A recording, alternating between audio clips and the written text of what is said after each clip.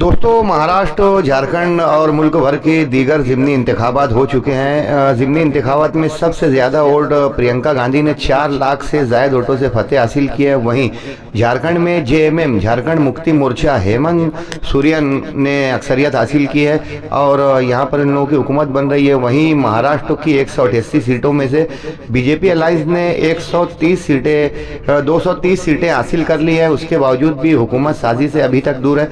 झारखंड में मुमकिन है कि हेमंत सोरेन वजीर आला का हल्फ लेंगे। वहीं महाराष्ट्र में देवेंद्र फडणवीस के नाम की भी चर्चा है कि बीजेपी का इस बार वजीर आला होगा।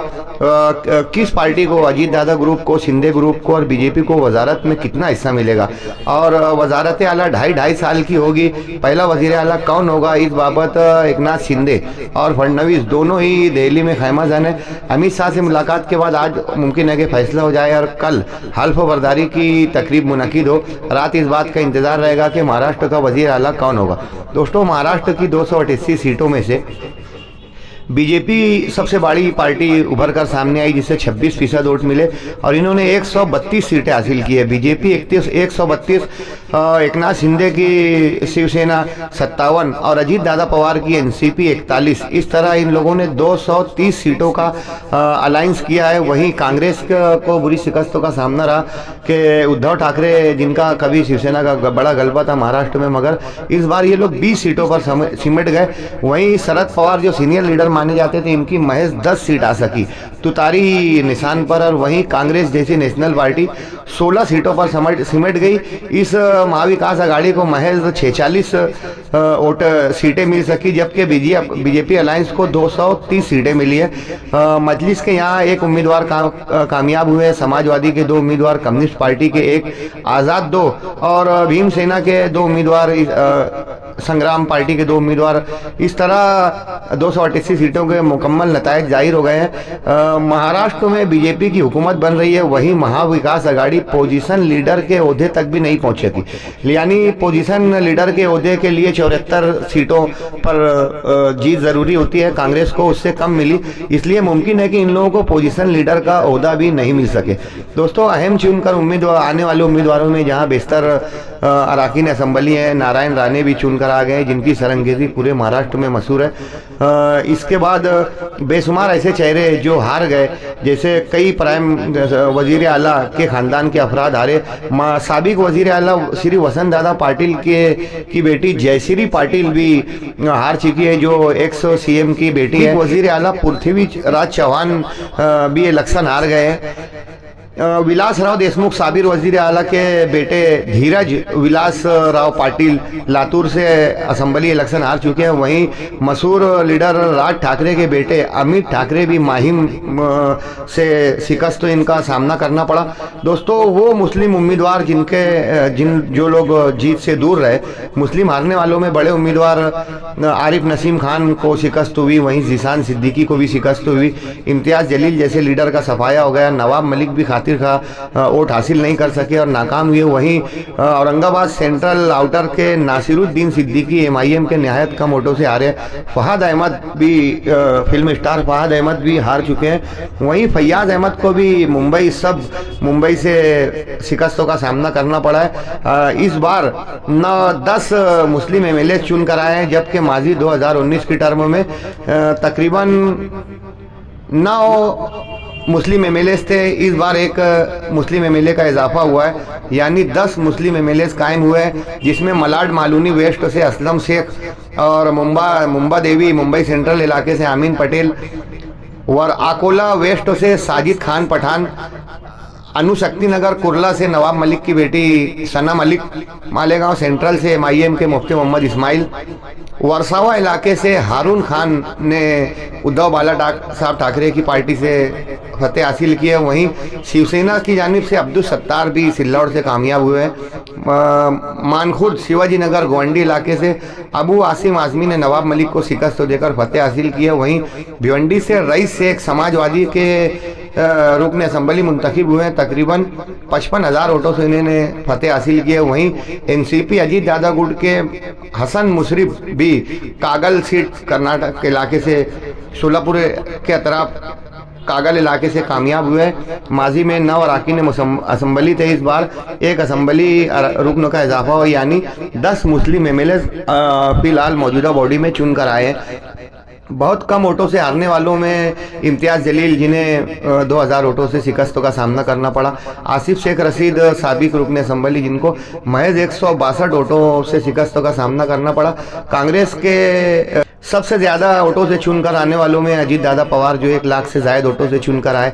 जितेंद्र अवार्ड ने मुमरा से 95,000 वोटों से जीत हासिल की है। दादा भुसे को भी 1 लाख से ज़ायद वोटों से फतेह हासिल हुई है। यहाँ वंडू काका बच्चाओं को 50,000 और दादा भुसे को 1 लाख वोट, जबकि अदवे हिरे अपनी जमानत भी नहीं बचा सके और 35 वोटों पर सिमट गए, जबकि वजारत इनके घराने की मीराज थी, मगर आज उनको न्याय शिकस्तों का सामना करना पड़ा।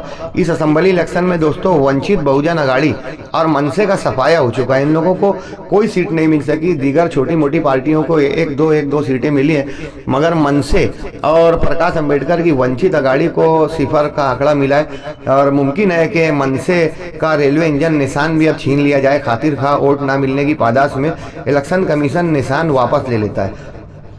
इस बार बेशतर अरकान जो पहली मरतबा है, वहीं कुछ दूसरी मरतबा, कुछ तीसरी मरतबा, कुछ चौथी मरतबा, दादा भुसे जैसे लोग 5वीं मरतबा चुनकर आए हैं। वहीं बल्लारपुर से सुधीर मुंगटीवार 7वीं मरतबा रुकन असम्बली बने हैं और अम्बे गांव से दिलीप वलसे पाटिल सबसे ज़्यादा टर्म रखने वाले 8वीं टर्म में, मतलब 40 साल से वो मुसलसल अम्बे गांव से दिलीप वलसे पाटिल चुनकर आए हैं। मौजूदा बॉडी में सबसे ज़्यादा चुनकर आने वालों में दिलीप वलसे पाटिल का नाम सरे फहरिस्त है।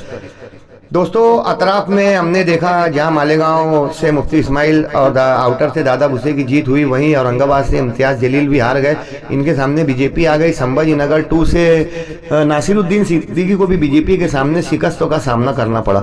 भिवंडी इलाके से रईस शेख, भिवंडी पश्चिम से रईस शेख समाजवादी से चुनकर आए हैं, जबकि भिवंडी पूरब में, भिवंडी 2 में महेश चोगले बीजेपी के उम्मीदवार दूसरी मरतबा तीसरी मरतबा कामयाब हुए। यहाँ हमेशा मुस्लिम वोटें डिवाइड होती है और बीजेपी का उम्मीदवार चुनकर आ जाता है। रियाज आजमी इस मरतबा भिवंडी पूरब में 2 नंबर पर रहे। यवला से छगन भुजबल ने कामयाबी हासिल कर ली है। मुसलसल तीसरी मरतबा धुलिया आउटर से कुणाल पाटिल 50,000 से ज़ायद वोटों से हार गए। यहाँ पर बीजेपी के राम भाऊ बधाने ये कामयाब हुए हैं और कुणाल पाटिल की करारी शिकस्त तो धुलिया के लिए हैरत की बात मानी जा रही है। वहीं धुलिया सेंट्रल में